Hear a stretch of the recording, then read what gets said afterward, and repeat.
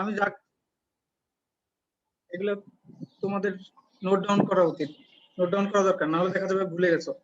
Application লিখতে কেউ ভুল করে না, কিন্তু প্র্যাকটিক্যাল খাতায় লিখতে ভুল করে, সামনেটা পিছিয়ে পিছিয়েটা সামনে লিখে ফেলে। অ্যাপ্লিকেশনে কখনো কেউ ভুল করে না। তো খাতাটা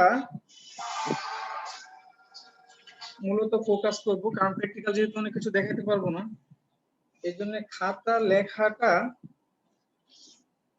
কেমন হবে সেই সম্পর্কে মূলত আলোচনা। তার আগে একটু আলোচনা করি যে আমাদের প্র্যাকটিক্যাল যেহেতু দুইটা সাবজেক্ট, প্রথম পত্র দ্বিতীয় পত্র, প্রত্যেকটাতে 25 করে প্র্যাকটিক্যাল আছে, যেটা অন্য ক্লাস অন্য কলেজে গিয়ে আমাদের পরীক্ষা অ্যাটেন্ড করতে হবে। সবাই একসাথে না, দেখা যাবে যে তোমাকে নিজেকেই পরীক্ষাটা কমপ্লিট করতে হবে।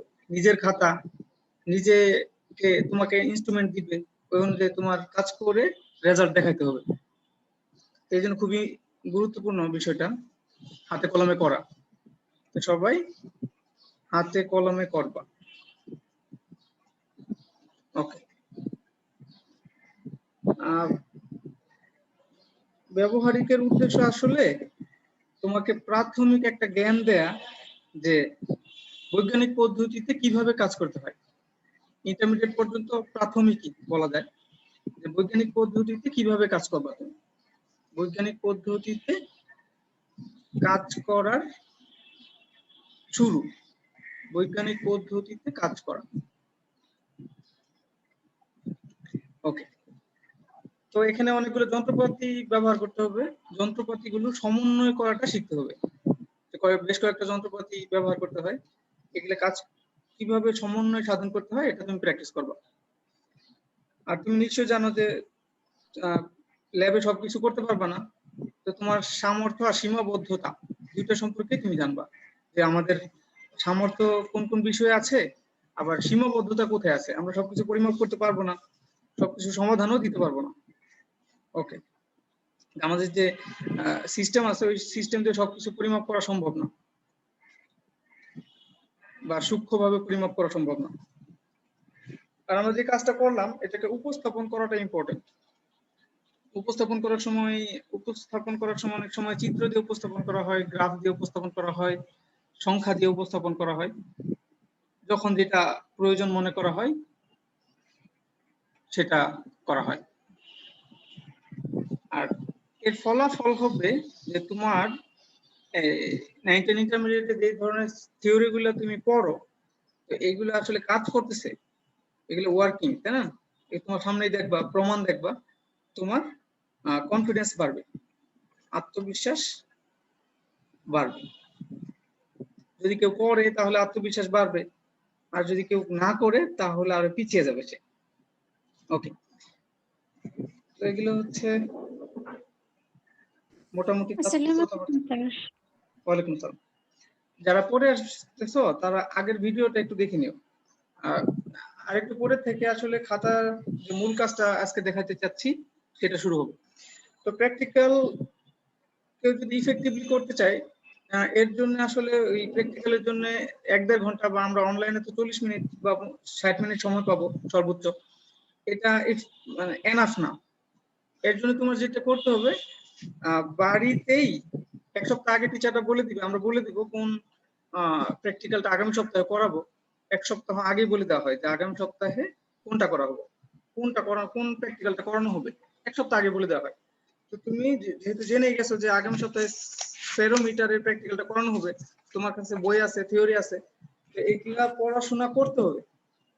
কিছু হয়তো নাম্বার দেখতে পাচ্ছি না। কি দেখতে পাচ্ছ না? নাম্বার দেখা যাচ্ছে না? আচ্ছা, আমি বলে দিচ্ছি, তুমি তোমার নাম বলো তো।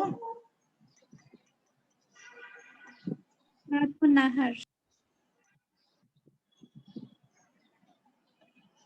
নাহার রোল হচ্ছে, রোল কত নাহার? তোমার রোল কত? 392। 392। পরীক্ষা দিয়েছো? জি স্যার।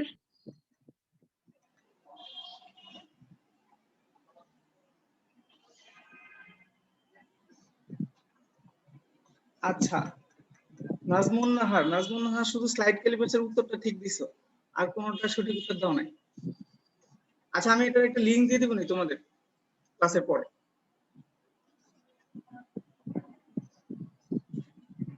ওকে, তাহলে এক সপ্তাহ আগে তোমাকে যেহেতু বলে দেওয়া হয় যে কোন প্র্যাকটিক্যালটা হবে, তুমি ওই অনুযায়ী পড়াশোনা করে আসতে হবে। পড়াশোনা বলতে যতটা সম্ভব আর কি, কনফিউশন তো থাকবেই টিচার কি জন্য। এই জন্য তোমার এই এক সপ্তাহ ধরে তোমার যে এইচডব্লিউটা হবে সেটা লিস্ট একটু করতেছি। এটা হলো তত্ত্ব, মানে কোন থিওরিটা ব্যবহার করে আমরা প্র্যাকটিক্যালটা করব, এটা এক নাম্বার এইচডব্লিউ। দুই নাম্বার হচ্ছে কি কি যন্ত্রপাতি ব্যবহার করব, অন্তত নামটা জেনে আসলা, করে যন্ত্রপাতি ল্যাবে এসে দেখলাম। আর কাজের ধারা কি কি কাজ করবা সেটা তোমার প্র্যাকটিক্যাল যে বইটা আছে বা মেইন বই আছে ওইখানে লেখা আছে।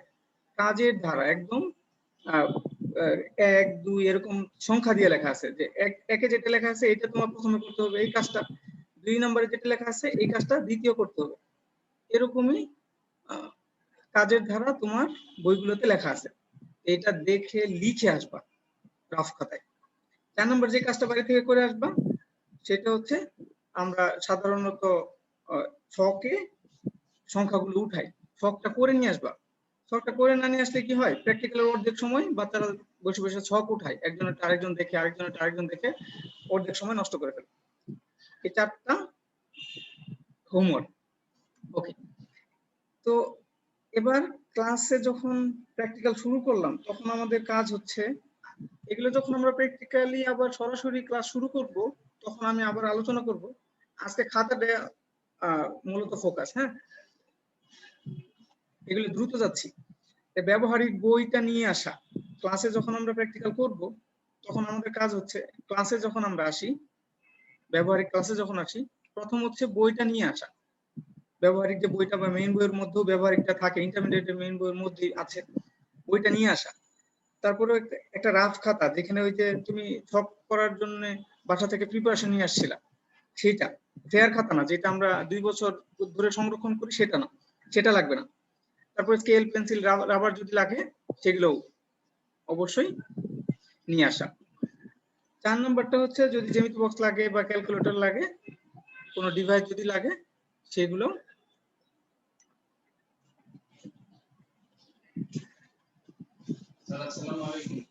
সে অনুযায়ী কাজ করতে থাকা। এবার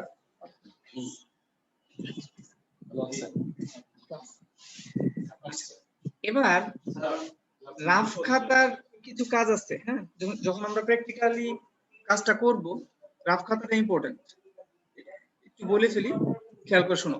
রাফ খাতা বলতে তুমি যেটা এক সপ্তাহ ধরে প্রিপারেশন নিছো, আগামী সপ্তাহে যে স্লাইড ক্লিপার্স বা স্ক্রু গজের বা স্প্যারোমিটারের প্র্যাকটিক্যালটা করবা, তুমি এক সপ্তাহ ধরে যে প্রিপারেশনটা নিচ্ছ সেটা হচ্ছে রাফ খাতা। তো ওই রাফ খাতাটা আসলে এত ইম্পর্টেন্ট, ওইখানে যে হিসাবগুলো করবা তুমি, ওইখানে যে হিসাবগুলো করবা ওইখানে টিচার সাইন করবে, প্রাথমিকভাবে ওইখানে টিচার সাইন করবে। ওইটা তোমাকে সংরক্ষণ করতে হবে, অবশ্যই সংরক্ষণ করতে হবে। এবং এই খাতার রাফ খাতার পেজ ছিঁড়ে বা কেটে ফেয়ার যে খাতাটা, যেটা 2 বছর পরে বার্ষিক পরীক্ষা দিবা, বোর্ড পরীক্ষা দিবা, ওইখানে কিন্তু সংযুক্ত করতে হবে। আসসালামু আলাইকুম। ওয়ালাইকুম সালাম। রাফ খাতাটা এই জন্য খুবই ইম্পর্টেন্ট। রাফ খাতাতে টিচারের সাইন থাকবে। মনে করো আজকে একটা প্র্যাকটিক্যাল করলাম, তাহলে আমি সাইন দিয়ে ডেট দিয়ে। আসসালামু আলাইকুম স্যার। হ্যাঁ, ওয়ালাইকুম সালাম। সাইন দিয়ে ডেট দেওয়া থাকবে যে তুমি আসলে এই কাজটা করছিলা। যদি না করো তাহলে কিন্তু ফেয়ার খাতায় সাইন দেওয়া হয় না। এই জন্য রাফ খাতাটা ইম্পর্টেন্ট। আর রাফ খাতা যে হিসাব টিসাব করছো তুমি, আমাকে দেখাইছো করে, ওইটা কিন্তু তোমার কাছে সংরক্ষণ করতে হবে। আর ফেয়ার খাতায় প্রয়োজনীয় অংশটুকু সংযুক্ত করতে হবে, প্রয়োজনীয় অংশ বলতে হিসাবের অংশটুকু সংযুক্ত করতে হবে। ওয়ালাইকুম সালাম, ক্লাস নিতেছি মামু, কেমন আছো? ম্যাডাম, আচ্ছা, এখন হচ্ছে যে ফেয়ার খাতার ক্ষেত্রে ইম্পর্টেন্ট কিছু কথা বলি, এগুলা ভুলে যাবা না। ফেয়ার খাতা 2 বছর তোমার কাছে থাকবে। ফেয়ার খাতাটা 2 বছর তোমার কাছে থাকবে, এটা পুরনো হয়ে যেতে পারে। এই জন্য যে কাজটা করবা, আমার পার্সোনালি পরামর্শ হচ্ছে একটা মোটা কাগজ দিয়ে মলাট করে নিবা। মলাটের উপরে তুমি ইচ্ছা করলে তোমার নাম লিখতে পারো, কাগজ দিয়ে রোল লিখতে পারো, একটা চিহ্ন দিতে পারো, কোনো সমস্যা নাই। যখন 2 বছর পরে মলাটটা খুলবা একদম নতুন মনে হবে। তা না হলে যদি মলাট না করো বা সংরক্ষণ না করো, একদম এটা টিস্যু পেপার হয়ে যাবে। এই জন্য আমার পরামর্শ হচ্ছে মলাট করে নেবা। বোর্ডে যেহেতু জমা দিতে হবে, আর বোর্ডে কিন্তু খাতার জন্য নম্বর বরাদ্দ আছে। খাতা দেখেই তোমার সম্পর্কে আইডিয়া করবে যে কি অবস্থা। আর ভেতরের পেজ দেখে বুঝতে পারবে যে তুমি আসলে করছো কি করো নাই, প্র্যাকটিক্যাল গুলো করছো কি করো নাই। কিভাবে বুঝবে? ওই যে রাফ খাতা থেকে ছিঁড়ে ছিঁড়ে লাগাইছো, নাকি খুবই সুন্দর সুন্দর পেজ রাফ হিসেবে দেখাচ্ছ, সেটা দেখে বুঝবে যে তুমি আসলে প্র্যাকটিক্যাল গুলো করছো নাকি করো নাই। সবাই বুঝবে। ছেঁড়া পাতা দেখলে বুঝবে যে তুমি কাজটা করছো, আর যদি খুব সুন্দর একদম ফ্রেশ পাতা দেখে তাহলে বুঝবে যে তুমি ফাঁকি দিছো, লাগাই দিছো, ইচ্ছা করে একটা পেজ বন্ধুর কাছ থেকে নিয়ে লাগাই দিছো, বা নিজে একটা সুন্দর করে পেজে লিখে ডাটাগুলো লাগাই দিছো। স্যার কি করবে? অসহায়, তোমাকে নাম্বার দিয়ে দিবে, কিন্তু কম নাম্বার দিবে। 1 নম্বরের জন্য A+ মিস হয়ে যাবে। ওকে, এবার এই 20 মিনিট এখন বর্তমানে অনলাইনের জন্য বেশি ইম্পর্টেন্ট। এই জন্য সবাই খুব মনোযোগ দিয়ে দেখো। আমি তোমাদের শাহজাহান তোপন স্যারের ব্যবহারিক বই থেকে বলতেছি। এটা পৃষ্ঠা 3-এ আছে, আমার কাছে যে এডিশন আছে। ব্যবহারিক খাতায় যে সমস্ত বিষয় অবশ্যই থাকবে, যে প্রত্যেকটা এক্সপেরিমেন্টের ক্ষেত্রে অবশ্যই যা যা থাকবে তুমি খাতা লিখে রাখো। অ্যাপ্লিকেশনে যেরকম থাকে, প্রথমে স্টার্টিং, তারপরে বডি, তারপরে এন্ডিং, এরকম আমার এরকম 10টা বা 13টা পার্ট অবশ্যই থাকতে হবে, অবশ্যই যা যা থাকবে। আচ্ছা, 1 নম্বর যেটা থাকবে সেটা হচ্ছে পরীক্ষণের নাম। প্রত্যেকটা এক্সপেরিমেন্টের জন্য এই 10টা 12টা পয়েন্ট লাগবে। প্রথমে হচ্ছে পরীক্ষণের নাম। নাম বলতে তোমার নাম না, আমি একটু দ্রুত যাচ্ছি কারণ 19 মিনিট অলরেডি চলে গেছে। পরীক্ষণের নাম। 2 নম্বরটা হচ্ছে পরীক্ষণের তারিখ, যেই দিন তুমি এক্সপেরিমেন্টটা করেছো সেই তারিখ। 3 নম্বরটা হচ্ছে পরীক্ষণের নম্বর। এগুলো আসলে খাতার মধ্যে নির্দিষ্ট করা থাকে, তো 1 2 3 বলতে কিছু নাই। দেখা যাবে যে বাম পাশে পরীক্ষণের নাম আছে, ডান পাশে পরীক্ষণের নম্বর আছে। তুমি জানো এটা, এসএসসি তে পরীক্ষা দিয়ে আসছো, তো নামের জায়গায় নাম, নম্বরের জায়গায় নম্বর। ঠিক আছে? 1 নম্বর এক্সপেরিমেন্ট, 2 নম্বর এক্সপেরিমেন্ট বোর্ড নির্ধারণ করে দিছে। এবার হচ্ছে 4 নাম্বার যেটা, এটা হচ্ছে তত্ত্ব, মানে কোন থিওরি ব্যবহার করে তুমি এক্সপেরিমেন্টটা করছো। 4 নাম্বার। 5 নম্বরে যেটা থাকবে সেটা হচ্ছে যন্ত্রপাতি, কোন কোন যন্ত্রপাতি তুমি ব্যবহার করছো, এগুলো কিন্তু অবশ্যই থাকবে। 6 নম্বরে যেটা থাকবে, ফিজিক্সের যন্ত্রপাতি ছাড়া এক্সপেরিমেন্ট হয় না। তারপরে যন্ত্রের বর্ণনা, এটা থাকতে পারে, নাও থাকতে পারে, যন্ত্রের বর্ণনা। 6 নম্বর। 7 নম্বর যেটা থাকবে সেটা হচ্ছে কাজের ধারা। এটা সবচেয়ে বেশি ইম্পর্টেন্ট। কাজের ধারা, কিভাবে তুমি কাজ করছো, 1 2 3 স্টেপ বাই স্টেপ কাজের ধারা লেখা থাকে, তোমরা এটা জানো, কাজের ধারা। 8 নম্বর যেটা, সেটা হচ্ছে হিসাব। এটা হচ্ছে হিসাব, তোমাকে হিসাব করতেই হবে, যে কোনো এক্সপেরিমেন্টের ক্ষেত্রে হিসাব মাস্ট। এবার হচ্ছে 9 10 আমি এখানে লিখতেছি, অন্যগুলো অন্য পেজে লিখবো। 9 হচ্ছে হিসাবের পরে আমাদের হিসাবের শেষে ফলাফলটাকে আলাদা করে দেখাইতে হয়। হিসাবের একটা অংশ যদিও একটা অংশই ফলাফল, তবু হিসাবের পরে ফলাফল মানে মেইন যে রেজাল্টটা সেটা আলাদা করে দেখাইতে হয়। আর 10 নম্বরে হচ্ছে সতর্কতা, এটা থাকবেই, সতর্কতা ছাড়া কোনো এক্সপেরিমেন্ট করা যাবে না। ঠিক আছে? এক্সপেরিমেন্টের নাম অবশ্যই থাকবে, নম্বর থাকবে, কোন তারিখে করেছি সেটা থাকবে, কোন তত্ত্ব ব্যবহার করেছি, মানে আমি ভি ইকুয়াল টু আইআর ব্যবহার করেছি, এর আশেপাশে কিছু কথাবার্তা আছে, এগুলো সহ তত্ত্ব।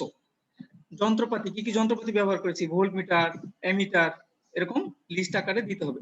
যন্ত্রটার বর্ণনা, যন্ত্রটা কিরকম, কাঠের একটা ফ্রেমের উপরে একটা তার থাকতে পারে, এরকম কিছু আর কি। কাজের ধারা, প্রথম কি করব, তারপরে কি করব, তারপরে কি করব, 1 2 3 দিয়ে এরকম কাজের ধারা 10 পর্যন্ত বা 11 পর্যন্ত কাজের ধারাবাহিক বর্ণনা, কিভাবে আমি কাজটা করছি, প্র্যাকটিক্যালটা করছি। তারপরে হচ্ছে হিসাব, হিসাব শুরু হয়ে গেল। আর হিসাব করতে হলে অবশ্যই ছক লাগবে, ছক ছক ছাড়া হিসাব হয় না, ফিজিক্সে ছক লাগে।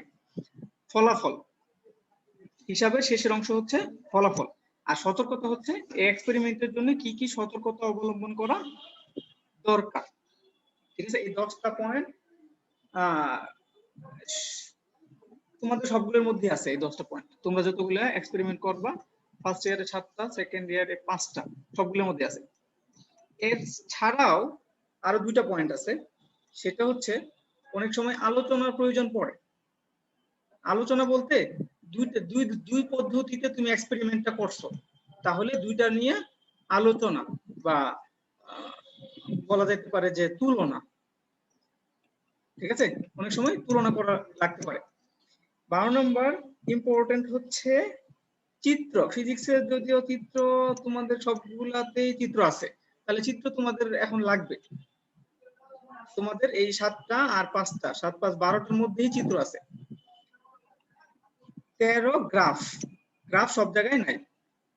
ঠিক আছে, তার মানে মোটামুটি এই 12 নম্বরটাও আগের সিরিয়ালের মধ্যে ঢুকে যাবে।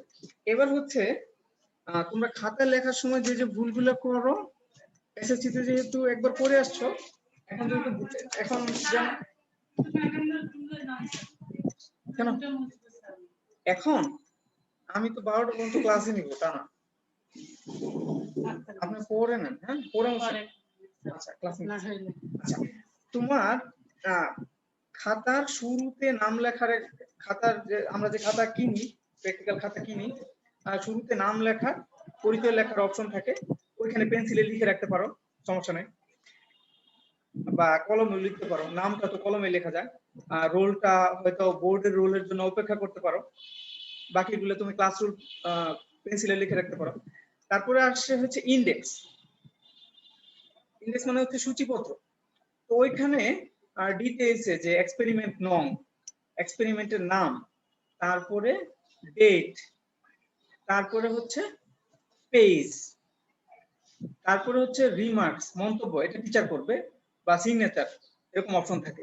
তো তুমি 1 নাম্বার এই এক্সপেরিমেন্টের নাম, ডেট, কোন পেজ থেকে কোন পেজ পর্যন্ত, এটা পেজ নাম্বারটুকু পেন্সিল দিয়ে লিখবা, বাকিটুকু কলম দিয়ে শুরুতেই লিখে ফেলবা। 1 নম্বর এক্সপেরিমেন্ট শেষ, তোমার লেখাও শেষ। তাহলে ইন্ডেক্স এইভাবে করবা। প্রথমে এক্সপেরিমেন্টের নাম্বার দিবা, এটা 1 নম্বর এক্সপেরিমেন্ট, 1 নম্বর এক্সপেরিমেন্টের নাম লিখলা, তারপরে কোন ডেটে করলা লিখলা, পেজ নাম্বার কত থেকে কত পর্যন্ত, 1 থেকে 2 পর্যন্ত বা 1 থেকে 10 পর্যন্ত। ঠিক আছে, টিচার এখানে সাইন করবে, সুবিধামতো সময়ে, টিচারের সুবিধামতো সময়ে সাইন করবে। ওকে, এটা হইলো মূল খাতার আগের অংশ। মূল খাতায় কিরকম হবে সেটা বলি। তোমাদের মূল খাতাটা দেখতে এরকম লেখা থাকে যে name of the experiment, name of the experiment, এরকম অপশন থাকে, এরকম কয়েকটা লাইন থাকে। এখানে এক্সপেরিমেন্টের নাম লিখলাম, তারপরে ডেট লিখলাম, ডেটের অপশন থাকে, এখানে ডেটের অপশন থাকে, ডেট লিখলাম, তারপরে পেজ নং এর অপশন থাকে, পেজ নংটা লিখলাম, পেজ নং লিখলাম, তারপরে এক্সপেরিমেন্ট নং এর অপশন থাকে। তোমরা যে কাজটা করবা, নেম অফ দ্য এক্সপেরিমেন্ট এটা তো কলমে লিখবা, ডেটটা তো কলমে লিখবা, তো পেজ নংটা পেন্সিলে লিখবা, কারণ অনেক সময় এটা চেঞ্জ হতে পারে। একটা পেজ যদি অতিরিক্ত যোগ করো তুমি, তখন পেজ নং গুলো কিন্তু সবগুলো চেঞ্জ হয়ে যাবে। ঠিক আছে, এক্সপেরিমেন্ট নংটাও এখন পেন্সিলে লিখতে বলবো, কারণ এই যে যদি আবার কয়েকটা এক্সপেরিমেন্ট তোমাদেরকে বাতিল করে দেওয়া হয়, তখন এক্সপেরিমেন্ট নং চেঞ্জ হয়ে যাবে। ঠিক আছে, পেজ নাম্বার আর এক্সপেরিমেন্ট নাম্বার পেন্সিলে লিখবা। এবার হচ্ছে যেখানে এই কথাগুলো লেখা থাকে এক্সপেরিমেন্ট নং, এখানে বাংলা খাতা, এখানে খাতাটা বাংলা খাতা এরকম রোল করা থাকে। তো আমার লেখা খুব একটা ভালো না, তো এই জন্য আমি যেটা করি বা তোমরা এটা করবা, 1 লাইনে লেখলা, 1 লাইনে লেখলা, তো লিখলা, আরেক লাইন ফাঁকা রাখলা, আবার আরেক লাইনে তোমার লেখাটা লিখলাম, ঠিক আছে? সিরিয়ালি এক লাইন করে ফাঁকা দিয়ে লিখলাম। তোমার লেখা যদি খুব ছোট হয় আর খুবই ভালো হয় তাহলে তুমি প্রত্যেক লাইনে লিখতে পারো। আর যদি আমার মতো লেখা হয় তাহলে এক লাইন ফাঁকা দাও, তা দেখতে খারাপ দেখা যাবে না। তোমরা নোট ডাউন করে এই অনুযায়ী কাজ করবা। খাতা যদি উল্টাপাল্টা হয় দেখতে বাজে দেখা যায়, খুবই বাজে দেখা যায়।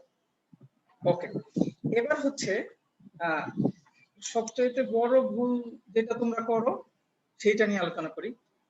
প্রথম পেজে মানে একটা পেজের এক পৃষ্ঠায় এরকম নেম অফ দ্য এক্সপেরিমেন্ট থাকে, আর বিপরীত পৃষ্ঠায় তোমাদের যার কাছে সামনে এখন খাতা আছে তারা নিশ্চয়ই দেখতে পাচ্ছ, বিপরীত পৃষ্ঠায় লেখা থাকে ফিগার নং, মানে চিত্র নং,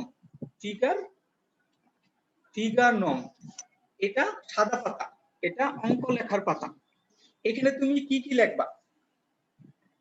আগে যে তথ্য লিখতেছিলা, কাজের ধারা লিখতেছিলা, এগুলি কি লিখবা? না, এগুলো এখানে লেখা যাবে না। এগুলোর জন্য এই পেজের জন্য 3টা জিনিস নির্দিষ্ট। এক নম্বর হচ্ছে চিত্র, এই সাদা পেজে তুমি চিত্র আঁকতে পারবা। 2 নম্বর হচ্ছে এখানে তুমি হিসাব করবা, আর তুমি যে ডাটাগুলো পাইলা ওইগুলো হিসাবটা এখানে করবা। 3 নম্বর যেটা করবা, গ্রাফ পেপার যদি থাকে ওটাকে স্টেপল করে দিবা, এখানে গ্রাফকে স্টেপল করে দিবা। বুঝছো? সাদা পেজে তুমি চিত্র আঁকতে পারবা, হিসাব করতে পারবা, গ্রাফকে স্টেপল করতে পারবা। তাছাড়া এই ধরনের কাজ যদি না থাকে তাহলে ফাঁকায় থাকবে, অবশ্যই ফাঁকা থাকবে, ঠিক আছে? যদি কাজ না থাকে। এখন হচ্ছে তোমরা আরো কিছু ভুল করো, ওই ভুলগুলো যেন না করো এটা নিয়ে বলতেছি। চিত্রের ক্ষেত্রে ভুল নোট ডাউন করবা, এরকম ভুল যেন না হয়। চিত্রের ক্ষেত্রে যে ভুল দেখা যায় যে লিখে রাখছে, অনেক সময় প্র্যাকটিক্যাল বইয়েই লেখা থাকে যে চিত্র 1.1, চিত্র 1.1, আর কিছু লেখা নাই, সেটা করা যাবে না। চিত্রটা কিসের? ধরো এটা হচ্ছে স্লাইড ক্যালিপার্স, তাহলে তোমাকে কিন্তু ক্যাপশনে লিখতে হবে স্লাইড ক্যালিপার্স।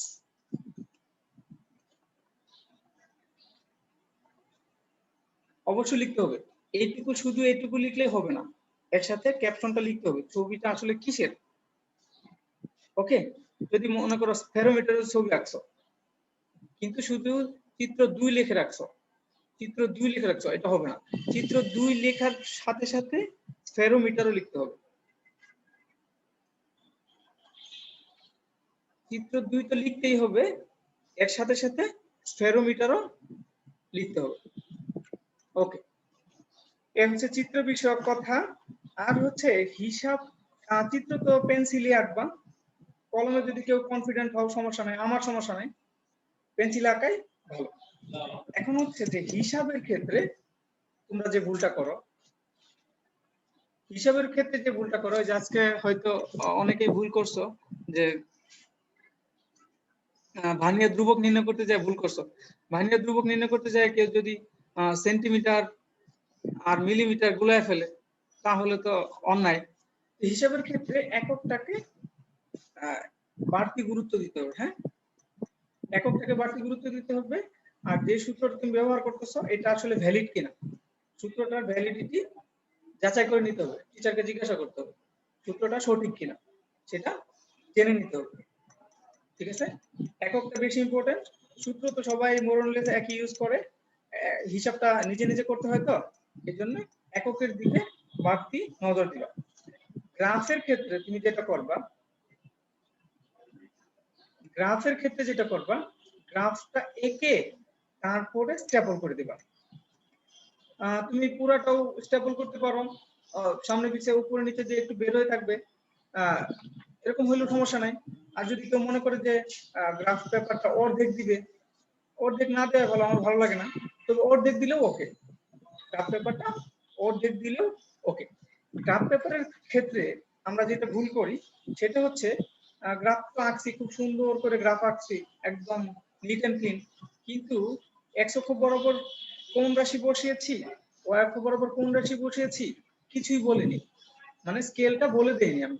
তো স্কেলটা বলে দিতে হবে যে x অক্ষ বরাবর আমি সময় বসিয়েছি বা x অক্ষ বরাবর ভর বসিয়েছি, এটা বলে দিতে হবে। x অক্ষ বরাবর সময়, সেকেন্ডে বসিয়েছি, আর ওয়াই অক্ষ বরাবর ভর কেজিতে বসিয়েছি বা বেগ মিটার পার সেকেন্ডে বসিয়েছি। এটা অবশ্যই বলে দিতে হবে। তুমি যদি স্কেল নির্ধারণ করতে হবে যে এক ঘর সমান এক বর্গ সমান এক বর্গ, এক্স অক্ষে এক বর্গ সমান এক সেকেন্ড, এরকম ওয়াই অক্ষে এক বর্গ সমান 10 মিটার পার সেকেন্ড। এটা ডিক্লেয়ার করতে হবে, তা না হলে ওই গ্রাফের কোনো মূল্য নাই। এখন হচ্ছে আঁকাআঁকির ক্ষেত্রে আমাদের ভুল হইতে পারে, তাহলে আমাদের যেহেতু অনেকগুলা সাদা পেজ আছে, তাহলে একটা পৃষ্ঠা যদি ভুল হয় তাহলে পরবর্তী পৃষ্ঠায় ছবি আঁকলেও চলবে। যেই কাজটা তোমরা করবা না, মনে করো তুমি প্রথম এক্সপেরিমেন্ট করতেছো, তাহলে প্রথম এক্সপেরিমেন্টের শুরুতেই তুমি এই পেজটা পাবা, এই পেজটা পাবা। তো এখন ছবিটা কোথায় আঁকবা? ছবিটার পরে পেজে আঁকবা। ছবিটা এক্সপেরিমেন্ট যেখান থেকে শুরু করছো তার আগে আঁকবা না, ছবিটা অবশ্যই এক্সপেরিমেন্ট যেখান থেকে শুরু করছো এর পরে আঁকবা। এক্সপেরিমেন্টের শুরুর পরে আঁকবা, ছবিটা অবশ্যই শুরুর পরে আঁকবা, যেন তুমি ওই 5টা পেজকে আলাদা করলে তোমার ছবিটা সামনের এক্সপেরিমেন্টের সাথে অ্যাটাচ না হয়ে যায়। অনেক সময় দেখা যায় যে ছবি আঁকছে, স্লাইড ক্যালিপাসের ছবি আঁকছে, স্ক্রু গজের মধ্যে চলে গেছে। এটা যেন না হয়, ওই 4টা পেজ যেন ইন্ডিপেন্ডেন্ট হয়। ঠিক আছে, এই 4টা পেজে তুমি স্ফেরোমিটার একটা এক্সপেরিমেন্ট করছো, এটা যেন ইন্ডিপেন্ডেন্ট হয়। এবার আমি তোমরা সিলেবাসটা জানো, তারপর আমি তোমাদের সিলেবাসটা একটু দেখাই দিচ্ছি যে কতটুকু চেঞ্জ হয়েছে। দেখি তো আমার কাছে আছে কিনা। তোমরা পেয়ে গেছো সবাই নিশ্চয়ই। তারপর আমি তোমাদেরকে দেখিয়ে দিচ্ছি যে প্র্যাকটিক্যাল গুলা কোনটা কোনটা আছে। তোমরা হচ্ছে 2022। আচ্ছা, ওকে, ছবিটা আসতেছে।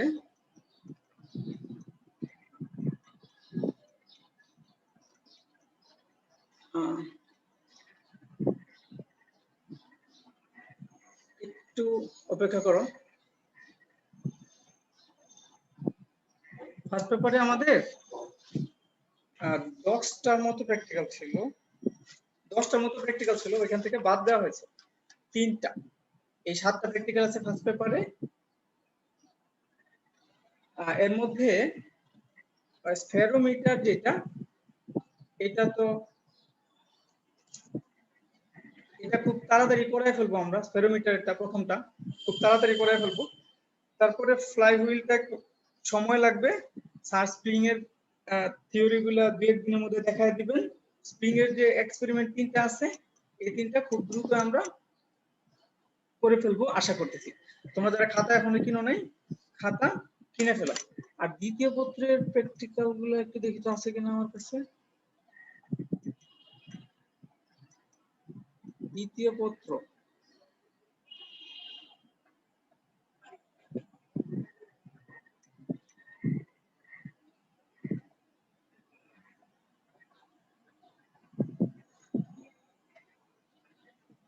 দ্বিতীয় পত্রের প্র্যাকটিক্যাল এইখানেও 9টা ছিল, তোমাদেরকে 5টা করে দেওয়া হয়েছে।